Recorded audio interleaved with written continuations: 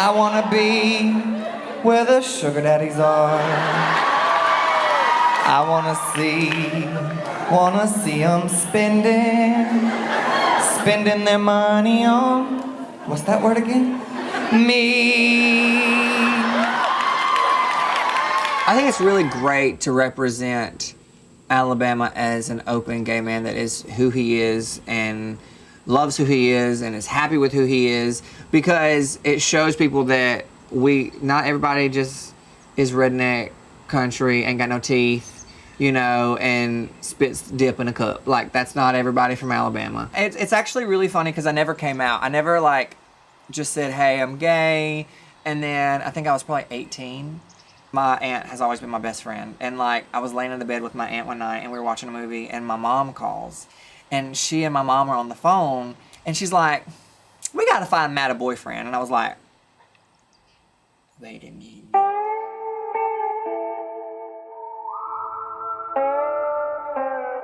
He was over at the house and he was really excited. He said, Auntie, I got a date Friday night. And I looked at him, I said, so is this date with a girl or with a boy?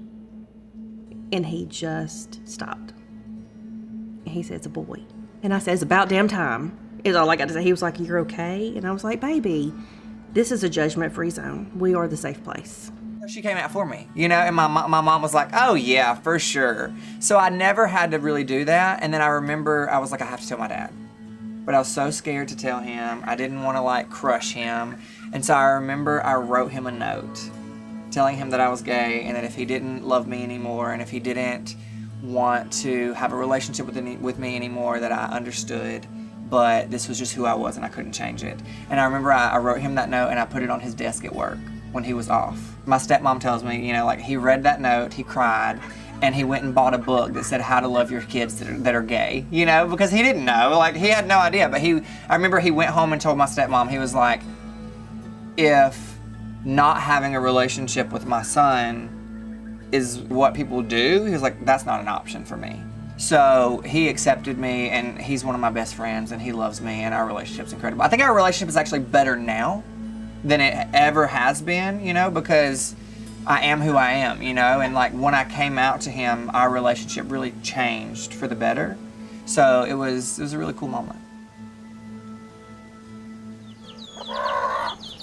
I didn't really grow up wanting to do comedy. I never grew up wanting to be a comedian, but I always wanted to be a performer. I grew up wanting to sing, and I did music a lot growing up. I played instruments. I was always very musically inclined. So I used to perform for my teddy bears. I would put all my little teddy bears on my bed. I'd get me a little fake microphone. I'd be like, Birmingham, Alabama! You know, thank you for coming to this show. You know, that was that kid, you know? Well, when he was little, we somewhat was trying to go the singing, acting route when he was little, but that didn't turn out because he didn't do his chores. I tried to get him to do chores. He would tear up the lawnmower, which I'm sure you've seen in his skits.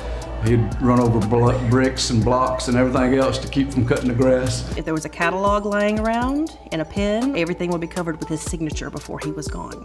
And now it's the signature that you see on every Matt Mathews product.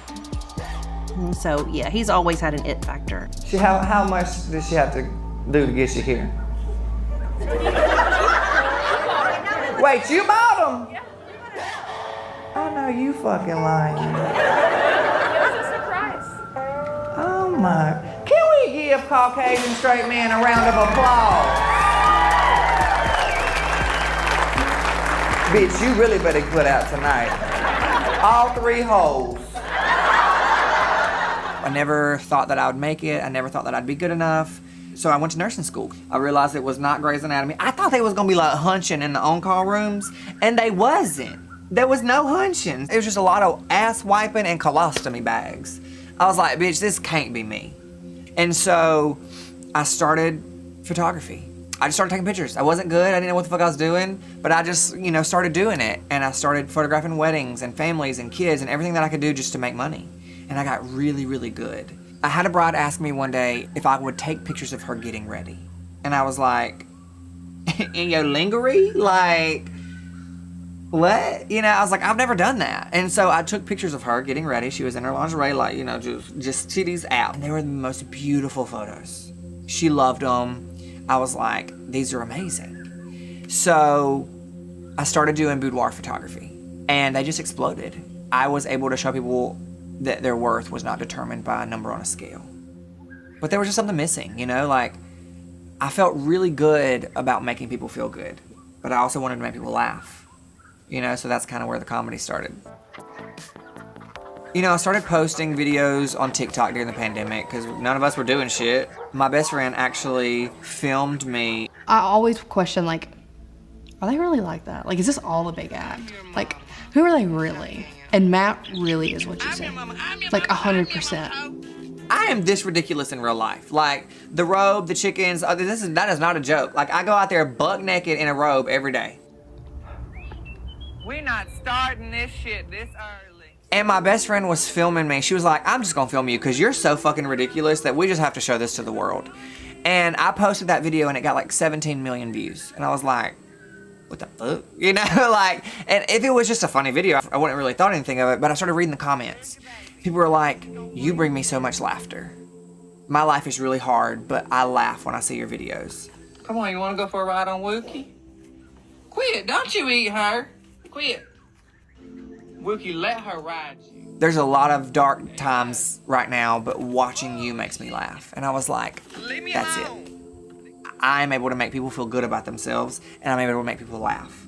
So people were like, you should be a comedian, you should be a comedian. And I was like, I don't want to be a comedian. But I thought, you know, like, I want to be a performer. Comedy is performing, you know? And so I was like, let me give it a shot. And their brains and their frontal cortex not being fully developed is they're saying what? They're dumb as a rock? Okay, rocks are also hard. Thank you so much, ma'am. Thank you for coming to my TED Talk. Matt reached out to me on Instagram. I teach stand-up comedy in this room, and he said, hey, people tell me I should do stand-up. I was not familiar with him or his videos at that point, and so I went to TikTok and became one of the other millions and felt like he would be good on stage. We just kind of really hit it off, and she was just kind of teaching me, how do you stand on stage and entertain an audience, you know? And we started writing together, and things were just really great. He actually did stand up for the first time in this room. She threw me on stage the very first night I met her, and she was like, okay, go. And I was like, bitch, what you want me to do? Like, I don't know what I'm doing. I have no idea. I'd never done anything like this before. And she had me open for a local comic coming through. They gave me 5 minutes to open for her. I had no idea what I was doing. I was so terrified. And so I just memorized 5 minutes of a set, you know? And I got on stage, and I just, like, basically recited a 5-minute monologue. And it was not funny, and it was stupid, and it was the dumbest shit ever. And so I was like, nobody laughed, nobody liked me. They were like, get this bitch off the stage. I think it went well because the hardest thing to do is to get on stage and do comedy. He was hypercritical, and it was totally different than what he thought it would be. You know, the audience, the engagement. So I was like, okay, well, that sucks, so now I have to do it better. And then Monet Exchange came through. And when Monet came through, they were like, let's bring you back to the club and give you 10 minutes. And I was like, bitch, I couldn't even do 5 minutes. What, you gonna give me 10? I opened for Monet, and I was like, you know what? I'm not gonna have a script. I'm just gonna say whatever comes to my mind. I'm just gonna be unhinged and just be me. And the audience loved it. And from there, I was like, oh, bitch, this is time. It's time. He tried it, and he hit it out of the park. Like, who does that? Like, you know, you start off booking your own shows, and then you book a tour, and then you get an agent, then you get a manager, and then you're selling out everywhere. Now you got a new agency. I mean, like, that's pretty big. I hadn't seen a lot of his show because he was keeping it, you know, under wraps like he did. I was praying a lot, like, please let him be successful. Please let it go over well, you know, and I was apprehensive, but I went and I laughed my ass off. I mean, it was one of the best shows I have ever seen, and I thought it was phenomenal. I remember leaving and thinking, this is what you're supposed to be doing. There was no doubt in my mind. Me and Rob, his husband, we just looked at each other and we were like, this is going somewhere, no doubt. The owner of the Stardome, Bruce, gave me 3 shows in a small room, 70 people, and they sold out in 2 minutes. And then he watched my show and was like, you look, you've been doing this for 20 years. Let's do a show in the big room. This is actually one of the largest clubs in the country as far as seating. And Bruce and Cheech, they own the club. They don't just let anybody on that main stage. He gave me the show in the big room, which was 450 people. I thought to myself, I would never sell those. Like, this is insane. They sold out in 1 minute. And from there, it just was like a wildfire.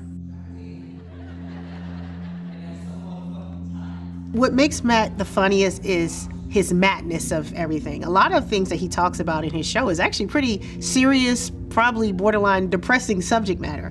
But because of his personality, his charisma, his presentation, his performance, he makes you laugh at some things that he struggled with in his youth, family dynamics, different things that all of us have gone through. And I think that's what draws his audiences into him, is that he takes these real life situations that usually we don't laugh at, and he has you crying with laughter. I remember coming home afterwards, so proud to watch him blossom and find his dreams. And I remember thinking my sister would be so proud of him right now. And she's watching.